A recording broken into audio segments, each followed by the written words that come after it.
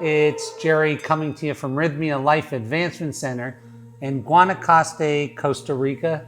And it's a beautiful day. The rains have started again, but it's a beautiful day. Glad to be alive, glad to be a part of this community. I want to say hi to you and talk to you a little bit about Rythmia as we start. Do me a favor if you can and press share if you think anybody would need to hear this today. There's some inspiration in it, and I think it'd be great if you could help us share it. I appreciate that a lot. Rythmia is a life advancement center unlike any in the world. We use sacred plant medicine, metaphysical teachings, yoga, meditation, breath work, amazing food in an amazing setting where you're forced to look at yourself for the whole week. And the result of this is a changed life forever. How do I know that? Well, 95.16, that's 951.6 out of every 1,000 people who come through here electronically report that they had a life-changing miracle during their stay. 97.55% of them 6 months later say that this is still working in their lives. It's yours forever. So just know, and I'm going to tell you what, Costa Rica is going to be late on the opening up post-coronavirus train, but as soon as we're open, I want to see you here. I want to see you experience the joy that is this place. As a result of our hard work, we have become TripAdvisor's #1 customer-rated resort in the world. That includes the Waldorf Astorias and all that baloney. First, my update on the coronavirus. #1, like I continue to say, it will be over before you know it. I started saying that in update #1. And already in some parts of the US, it's for all intents and purposes, it's over. This will continue to go. What is the truth about coronavirus? Well, here's my math on it. A 17% infection rate, a 0.2% mortality rate, that's 2 out of 1,000. And that, I'm gonna tell you, by the time the vaccine comes out, herd immunity will already be in place, and a big percentage of the population is not gonna take the vaccine. That's just my thing. So, in our preparation to get back to the world, let's talk about this. In our preparation to get back to the world, I want to make a prediction. The people who complained about lockdown the first and the loudest will also be the first ones complaining about going back to work. I'm going to tell you, okay? And that should be a key into something else. Are things going to return to normal? Yes, more than you could ever imagine.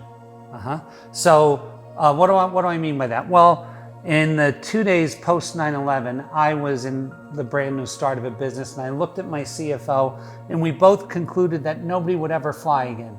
And 6 months later, people were flying just as much as they were before, except the only thing that's changed, that stayed, is going a little slower through security at the airport. And I have to tell you what's crazy about that. 6 months later, most of the people were saying this, and I hate saying it. They said they'd rather be subject to terrorism than go through the airport that slow. So trust me, things return back to normal. That's why it's so important that we don't. So how can we affect change? The only way we can is through ourselves. We have to be the change. We have to be the 20% that are going to look at life differently as a result of coronavirus. And let's talk a little bit about that, right? Last week I said something, and I always can tell what I'm going to talk about the next week, because if I get emails or DMs about what I said, it gives me a topic for the next week. And last week I talked about trusting or distrusting your intuition, and that caused a lot of people to have comments or questions about it, and I really want to talk about it. So, in this period of self-reflection, in the coronavirus journey, in the coronavirus ceremony, it gives us an opportunity to look at all aspects of our life.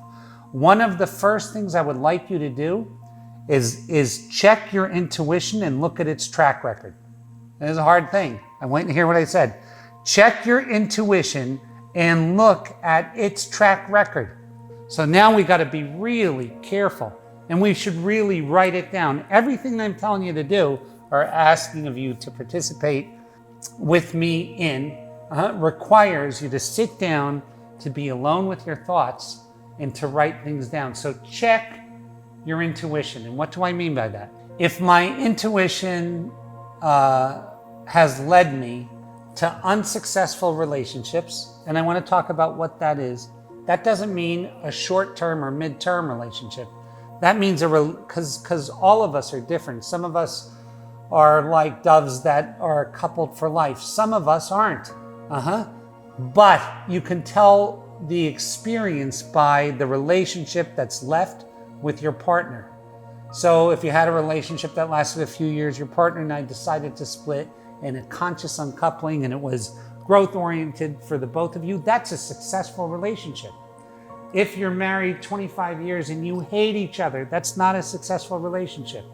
So we got to sit down and look at the success of our relationships, and then write what part of us drew us into that relationship. So what do I mean by that? If I'm with Tom, and I'm only with Tom because it was a safe bet, and it ended in disaster, then the intuition that led you there, your intuition of it being a safe bet, is faulty.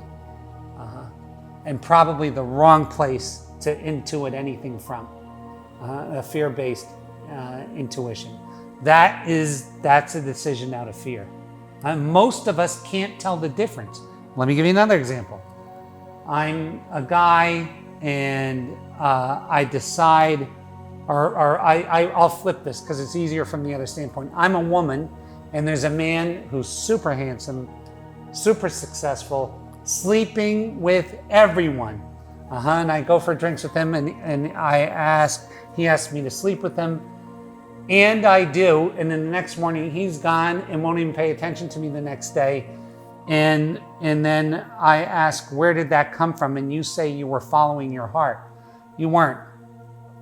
I think you need an anatomy lesson. I don't have to go into more detail than that, but you can really decipher where these decisions have come from. If you're in a job and you're tracking your intuition and saying, can I trust my intuition? And you just write from the first things you decided from intuition in your life, like first job, second job, third job, fifth job, new career, moving to Texas, You write all these things down and you write where that came from. You can actually go and look and see if your intuition was right. So a lot of you, when you write it down, you're going to say, I knew fucking better, but I did this anyway. Or I knew that I loved to be a painter, but I worked in the bank just because it was my work. So now you got to stay with me on this. There's gold right here.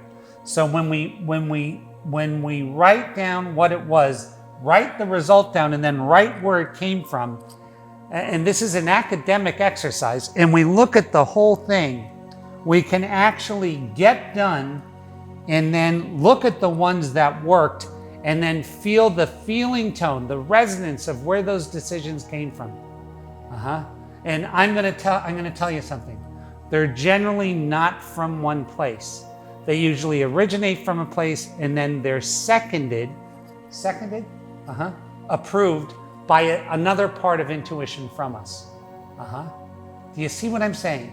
So, and you can get to this. And then it requires control to be able to do this and learn this practice and use it in your life going forward. I'm going to tell you why. Because once you figure out how to trust your intuition and how to use your intuition, you don't need a thing. You don't need an Ann Landers. That's too old for most of you guys. You don't need a guru. You don't need a seer of the future or an energy reader. You just need you. You're your own compass. Now that happens most when you're here. That happens most when you're here. As a matter of fact, when you're here, you don't even tend to have to go through the practice because when you're merged, that practice happens automatically. You may need to check yourself here and there. You may need to check yourself and watch how you're doing it, but it will be fine. Now I'm going to let you into a little clue.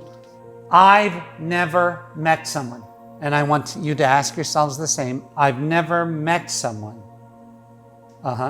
Forget coronavirus time. I want to take corona, but I've never met someone who was in love with what they do, who couldn't make rent. I never once in my life, not once, have I met someone that said to me, Gerry, you know, I love what I'm doing so much, and I just can't make rent at it. I never met someone who was doing it and said that. I met a lot of people that were working at the bank and would say, you know what? I know that I should be doing something else, but I cannot make ends meet at it. See the difference?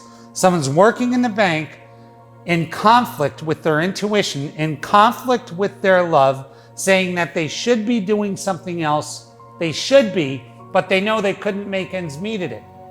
Then if you talk to anybody who made the shift from the bank to the thing that they knew that they loved, and by the way, some of us love banking, but from the bank, if we didn't want to be there, to the thing that we loved, it's hard in the beginning, but nobody is turned away.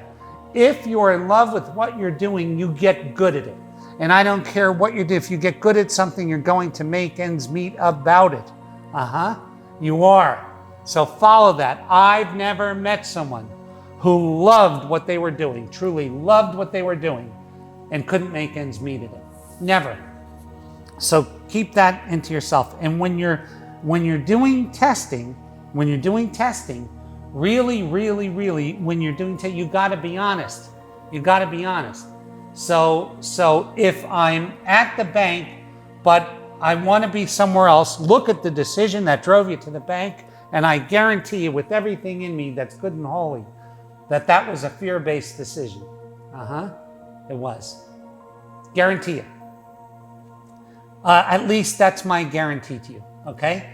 And if you do it and continually do it, then you see the ones that worked and note what was unique to the characteristics of the one that worked. Get the feeling tone of your decision to become a healer. Get the feeling tone of it. And once you get that vibrational feeling, this is the key to this stuff, to sit there and replicate that feeling tone. This is why you can't do it when you're playing a game, or you can't do it when you're worried about getting to work, but in coronavirus time, you can absolutely do it. Get alone in a room and get the feeling tone of the decision that worked out perfectly in your life. And I guarantee you this, if you can replicate that, the same result will happen in every single thing that you touch. The same result will happen in every single thing that you touch. And I want to talk about that. Knowing ourselves, which is all this is, lets us triangulate on the things that are right for us. Lets us triangulate on the things that are right for us. The decisions out of love, and this is what not out of lust, not out of, I would look really good dating this person, or not out of, yeah, my neighbors would be really envious if I took that high-paying job. Nope. But decisions out of true love are always right. When you're going to make a decision out of true love, even if it looks scary, the other parts of you, your mind, will support that decision because the love is so strong. Now, if you're going to when you find yourself having to force yourself into decisions, they're usually fear-based or ego-based or something else. And please stick with me on this. When you're making your list, talk about the truth of what made you do it. I took that job at the bank for my ego. I did this. I bought that car and got that car payment so I looked good in front of the neighbors. I did this, I did that. I dated Bob because everybody thought he was so great. I did all of these things, but how many have I done from here? How many have I done? So here's another thing I want to talk about. When we're following our heart, you have to absolutely give it enough time to work. Heart decisions, and when I talk about the heart, gets so confusing, but if you're unmerged, sometimes you can't discern the heart. And then you make decisions from another place, which is a near miss from the heart, but it more lines up with something primal. I know that's confusing, and I know that's why, please press share on this thing if you didn't press share on this for me yet. When I talk about that, it's only confusing until you've been there. That's why coming to a place like this and getting merged is so incredibly important. Because once you're here, it has a whole different meaning. But if you think you've done it from your heart and you saw it fail miserably, there's only two things it could be. Number one, you didn't give it enough time, or number two, it wasn't from the heart. It was from something close to the heart, but usually goes way more primal than the heart. See, the heart has no beginning and no end.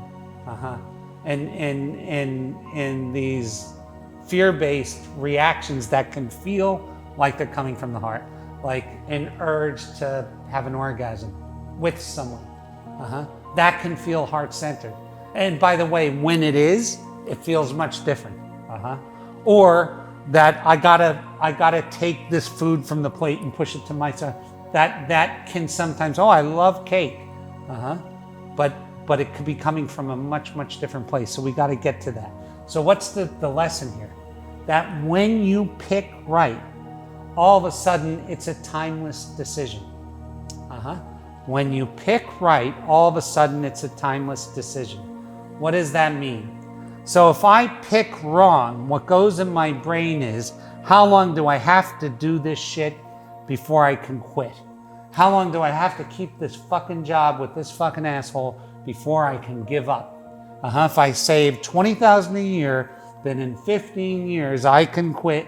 This is the mentality. As opposed to, I am now from this moment on doing what I love and I feel timeless.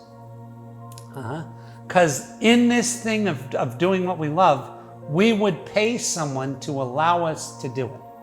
We would pay someone to allow us to do it. Because we love it from a place of pure love. Okay, so here's the thing. Once you find that thing of love, I can promise you two things, okay? It's going to take longer than you ever imagined, and I'll get into why that is. And it's going to be bigger than you ever thought. Much bigger than you ever thought. Why is it going to take longer than you ever imagined? Because mastery takes time. And there is no energetic equivalent. In other words, the energy of money or the energy of success cannot come without mastery. It can't. It cannot. It doesn't work that way. You get good at relationships. You get good at business. You get good at healing.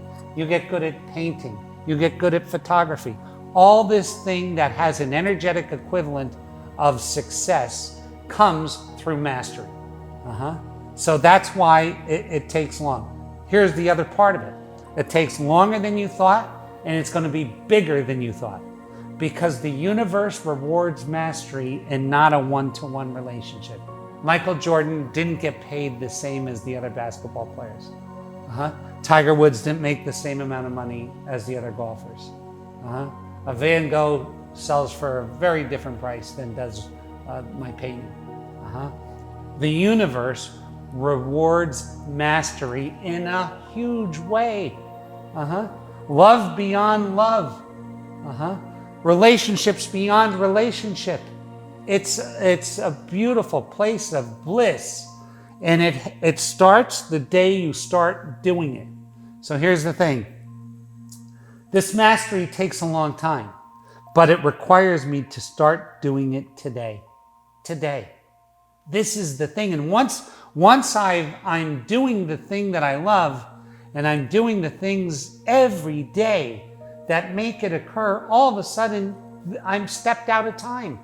I'm out of time. Like right now, I'm so excited to get people in here and to help them in their process. I'm like a kid waiting for Christmas. I swear to God.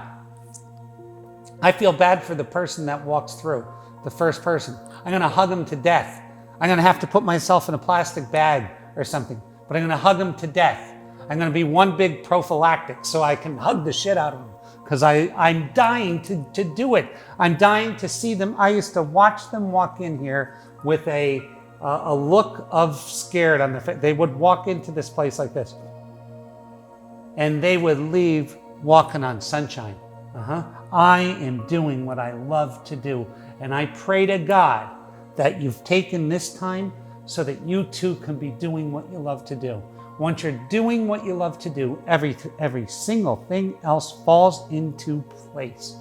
Every single other thing falls into place. So keep this going. I love you guys. A couple other things before we close today. So I just want to tell you this. Today, this is what all coronavirus ceremony, coronavirus journey is all about, taking stock.